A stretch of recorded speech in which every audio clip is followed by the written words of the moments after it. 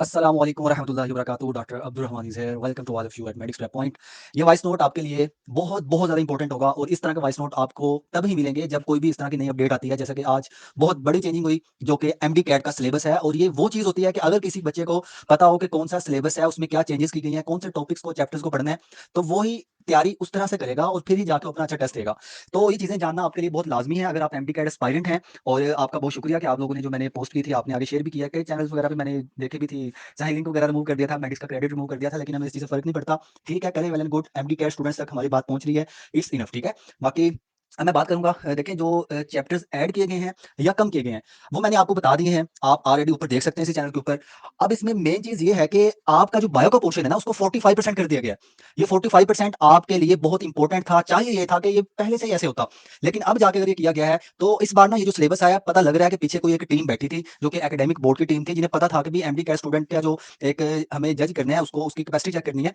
तो उन्होंने इस चीज़ को मद्देनज़र रखते हुए सिलेबस मॉडिफाई किया है। इसमें देखें, जो भी प्लांट्स वाले पोर्शन थे, जो भी एनिमल वाला पोर्शन था, जिसका कि आपका आगे लेना-देना कोई है ही नहीं, क्योंकि जब आप इधर एमबीबीएस में आ रहे होते हैं, इन चीज़ों का आपके इससे कोई लेना-देना नहीं होता। तो एक तो उन्होंने इस चीज़ को देखते हुए आपके वो चैप्टर्स रिमूव कर दिए। सेकंड नंबर पे इसमें जो है कुछ चैप्टर्स ऐड किए गए हैं, जैसे कि बायोटेक्नोलॉजी वाला चैप्टर है, होमोस्टेसिस वाला है। ये चीज़ें आपकी आगे काम भी आती हैं, और पोर्शन जो है वो 45% कर दिया बायो का। तो आपके लिए बहुत अच्छी चीज़ हो गई है कि आप एक तो बायो को अच्छी तरह पढ़ेंगे और ये पढ़ा हुआ आपके बाद में काम भी आएगा। और सेकंड नंबर पे जो आपकी फिजिक्स है, अभी फिजिक्स में चैप्टर्स 3 ऐसे ऐड किए गए हैं कि वो तीनों चैप्टर ही बहुत खतरनाक हैं। ठीक है? लेकिन ये मत समझिएगा कि आपसे होगा नहीं। देखें, एमसीक्यूज़ नंबर फिजिक्स के बहुत कम कर दिए गए हैं। ये जो 36 एमसीक्यूज़ है, ये कुछ भी नहीं है आपके आगे। ठीक है? अब आप ये हिसाब लगा लें कि वो ये जो 3 चैप्टर्स ऐड किए गए हैं ना, इसमें से हर चैप्टर में से तकरीबन वो 2 एमसीक्यूज़ उठाएँगे मैक्सिमम। 2 से ज़्यादा नहीं उठा सकते, क्योंकि जो ऑलरेडी उनका क्वेश्चन बैंक होगा वो उन्हीं चैप्टर्स के ऊपर मुनहसिर होगा, जो कि पहले ऑलरेडी चलते आ रहे थे।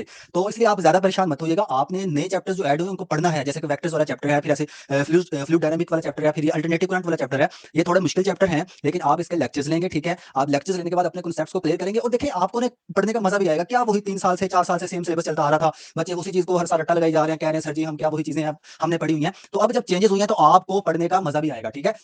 तो केमिस्ट्री में आपका जस्ट एक चैप्टर ऐड किया गया, और वो भी कोई इतनी कोई बात नहीं है। इंडस्ट्रियल केमिस्ट्री के उसके 2-3 टॉपिक्स हैं जो कि आप लोग इजीली कर सकते हैं। अच्छा, सबसे मजे की बात ये है कि मतलब लॉजिकल रीजनिंग के 6 एमसीक्यू से उन्होंने 9 एमसीक्यूज कर दिए हैं, और जो बेचारी इंग्लिश है, इंग्लिश को जो है वो बहुत कम कर दिया, जो कि 9 एमसीक्यूज कर दिए गए हैं। यानी कि इंग्लिश आपकी अब ज्यादा वेटेज नहीं रखती। मैं पहले भी आपको कहता आ रहा था, मैं तकरीबन ये 2 सालों से बात करता आ रहा हूँ कि बच्चों इंग्लिश पे ना ज्यादा जोर ना दिया करो। आपका जो एमडी कैट का ड्यूरेशन होता है ना, जैसे अगर आपको 3 महीने पढ़ने के लिए मिले, तो आप पहले 2 महीने जस्ट बायो केमिस्ट्री फिजिक्स को ज्यादा फोकस करो। ठीक है? आप इसका शेड्यूल बना के रखो कि हमने बस इनको पढ़ना है।